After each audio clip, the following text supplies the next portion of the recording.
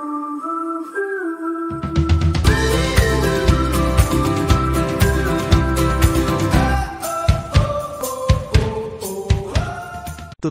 Kuliah Hukum Pidana. Topik ke-13 dari 30 topik. Melawan hukum dan unsur melawan hukum dalam hukum pidana. Disediakan di channel Global Tutorial. Negara Kesatuan Republik Indonesia adalah negara hukum, bukan negara kekuasaan. Oleh sebab itu, setiap warga negara mempunyai kedudukan yang sama di depan hukum. Hukum harus ditegakkan. Bila hukum tidak ditegakkan, maka lambat laun suatu negara akan runtuh. Semboyan hukum adalah hidup secara jujur, tidak merugikan orang lain, dan memberikan orang lain haknya. Dalam pergaulan sehari-hari di masyarakat kita sering mendengar kata-kata, Anda telah melakukan perbuatan melawan hukum. Namun banyak orang tidak mengerti apa sesungguhnya arti perbuatan melawan hukum itu. Dalam hukum pidana yang menjadi perhatian adalah perbuatan-perbuatan yang bersifat melawan hukum saja karena perbuatan-perbuatan inilah yang dilarang dan diancam dengan pidana. Langemeyer mengatakan, untuk melarang perbuatan yang tidak bersifat melawan hukum, yang tidak dipandang keliru, itu tidak masuk akal. Mengenai ukuran tentang keliru atau tidaknya suatu perbuatan tersebut ada dua pendapat yaitu, pertama ialah apabila perbuatan telah melakukan larangan undang-undang maka di situ ada kekeliruan. Letak perbuatan melawan hukumnya sudah terlihat jelas, dari sifat melanggarnya ketentuan undang-undang kecuali jika termasuk perkecualian yang telah ditentukan oleh undang-undang pula. Dalam pendapat pertama ini melawan hukum berarti melawan undang-undang, sebab hukum adalah undang-undang. Pendirian yang demikian disebut pendirian yang formal. Pendapat kedua adalah belum tentu kalau semua perbuatan yang mendekati larangan undang-undang bersifat melawan hukum karena menurut pendapat ini yang dinamakan hukum bukanlah undang-undang saja. Di samping undang-undang, hukum yang tertulis, ada pula hukum yang tidak tertulis yaitu norma-norma atau kenyataan-kenyataan yang berlaku dalam masyarakat. Pendirian yang demikian disebut pendirian yang material. Yang berpendapat formal untuk dapat dipidana perbuatan harus sesuai rumusan delik yang tersebut dalam WET. Jika sudah demikian biasanya tidak perlu lagi untuk menyelidiki apakah perbuatan melawan hukum atau tidak. Selanjutnya, menurut Simmons, hemat saya, pendapat tentang sifat melawan hukum yang material tidak dapat diterima. Mereka yang menganut faham ini menempatkan kehendak pembentuk undang-undang yang telah dinyatakan dalam hukum positif, di bawah pengawasan keyakinan hukum dari hakim personlik. Meskipun betul harus diakui bahwa tidak selalu perbuatan yang sesuai rumusan delik dalam WET adalah bersifat melawan hukum. Akan tetapi perkecualian yang demikian itu hanya boleh diterima apabila mempunyai dasar hukum dalam hukum positif sendiri. Kiranya perlu ditegaskan di sini bahwa di mana peraturan-peraturan hukum pidana kita sebagian besar telah dimuat dalam Kitab Undang-Undang Hukum Pidana dan perundang-undangan lainnya, maka pandangan tentang hukum dan sifat melawan hukum material di atas hanya mempunyai arti dalam memperkecualikan perbuatan yang meskipun masuk dalam perumusan undang-undang itu, toh tidak merupakan perbuatan pidana.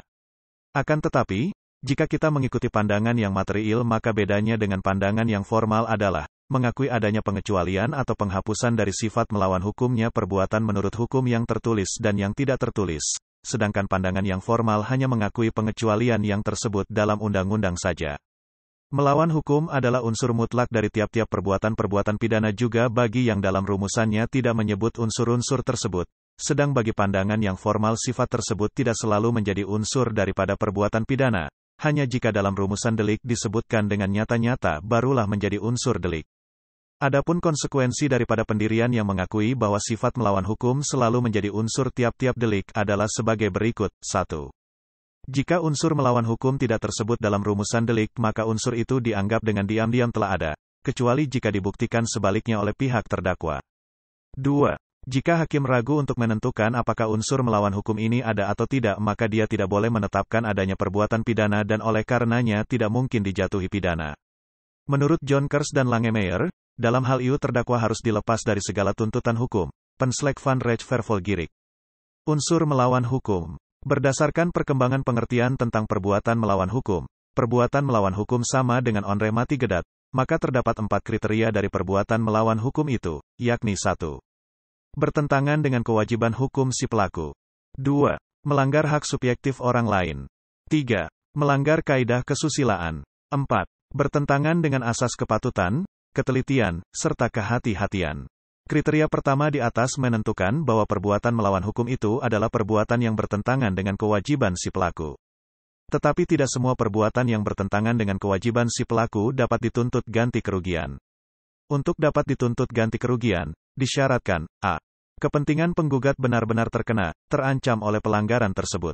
Seseorang yang menerobos lampu merah, dia telah melakukan pelanggaran undang-undang secara pidana, tetapi belum dapat disebut melakukan perbuatan melawan hukum secara perdata selama tidak ada orang yang dirugikan secara material.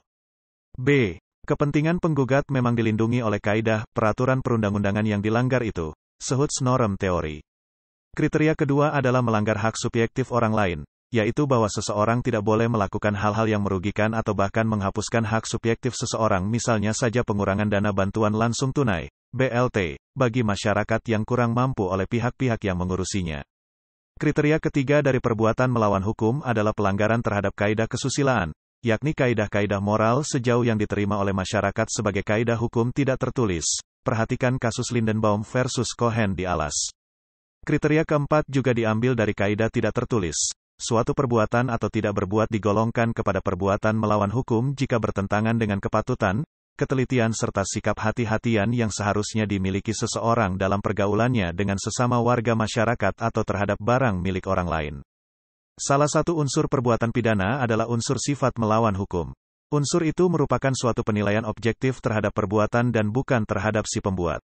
Bila mana suatu perbuatan itu dikatakan melawan hukum, orang akan menjawab, apabila perbuatan itu masuk dalam rumusan delik sebagaimana dirumuskan dalam undang-undang. Jawaban itu tidak salah. Akan tetapi, perbuatan yang memenuhi rumusan delik itu tidak senantiasa bersifat melawan hukum. Mungkin ada yang menghilangkan sifat melawan hukumnya perbuatan tersebut. Untuk menentukan apakah suatu perbuatan dikatakan perbuatan melawan hukum diperlukan unsur-unsur. 1. Perbuatan tersebut melawan hukum. 2. Harus ada kesalahan pada pelaku.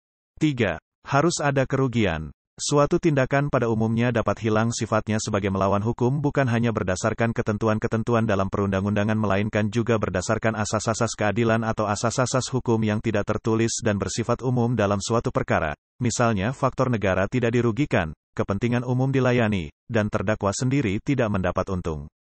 Contoh kasus menghilangkan sifat melawan hukum, yaitu, 1. Regu tembak yang menembak mati seorang terhukum yang dijatuhi pidana mati. Memenuhi unsur-unsur pasal 338 KUHP, akan tetapi perbuatan mereka tidak melawan hukum karena mereka menjalankan perintah jabatan yang sah, pasal 51 ayat 1 KUHP. 2. Jaksa menahan orang yang dicurigai telah melakukan kejahatan. Ia tidak dapat dikatakan melanggar pasal 333 KUHP karena ia melaksanakan undang-undang sehingga tidak ada unsur sifat melawan hukum, pasal 50 KUHP. Putatif delik. Dalam pembicaraan unsur sifat melawan hukum ini ada delik disebut wan delik atau putatif delik. Ini terjadi jika seorang mengira telah melakukan delik, padahal perbuatannya itu sama sekali bukan suatu delik maka perbuatannya itu tidak bersifat melawan hukum. Pembuktian unsur sifat melawan hukum. Unsur sifat melawan hukum ada yang tercantum dengan tegas dalam delik, maka dalam hal ini adanya unsur tersebut harus dibuktikan dan ada pula yang tidak tercantum. Terhadap delik-delik semacam itu ada perbedaan paham. 1. Jika unsur sifat melawan hukum dianggap mempunyai fungsi yang positif untuk sesuatu delik, artinya ada delik kalau perbuatan itu bersifat melawan hukum, maka harus dibuktikan. Sifat melawan hukum di sini sebagai unsur konstitutif. 2. Jika unsur sifat melawan hukum dianggap mempunyai fungsi yang negatif, artinya, tidak ada unsur sifat melawan hukum pada perbuatan merupakan pengecualian untuk adanya suatu delik, maka tidak perlu dibuktikan. Yang menganggap sifat melawan hukum itu mempunyai fungsi yang positif, merupakan unsur konstitutif, antara lain Van Hamel dan Zevenbergen. Yang menganggap sifat melawan hukum mempunyai fungsi yang negatif adalah Simmons.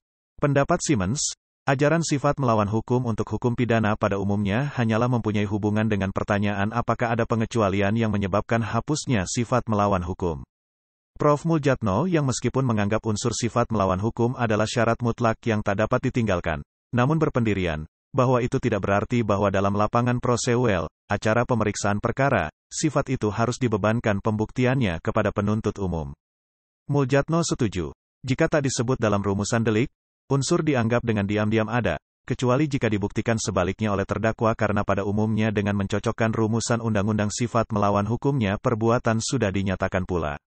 Hazewinkel Suringa memandang sifat melawan hukum hanya sebagai tanda ciri dari tindak pidana. Demikianlah materi topik ke-13 tutorial kuliah hukum pidana.